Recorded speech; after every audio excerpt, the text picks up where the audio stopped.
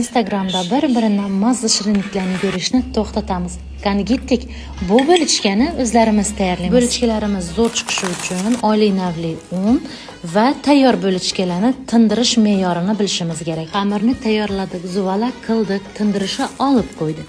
Tingan xamirlarimizni chiroyli qilib un bilan birgalikda yozib olamiz va uyimizda bor ro'zg'orda ishlatiladigan sariyog' yoki margarinni qatına surib chiqamiz va muzlatgichga joylashtiramiz. Muzlatgichdan olamiz va qo'limiz bilan xamirimizni ishlovib berib, yana un bilan birgalikda yozamiz qizlar.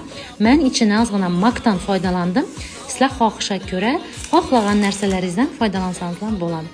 Va xamirni teng 18 ga bo'lib olamiz. Qolgan jarayonlar hammaga birdek tanish bo'lsa kerak. Oila davrasida issiqqina choy bilan, o'z qo'lim bilan tayyorlagan yumshoqqina shokoladli bo'lishgani ta'mini dunyoni hech bir joydan topmaysiz.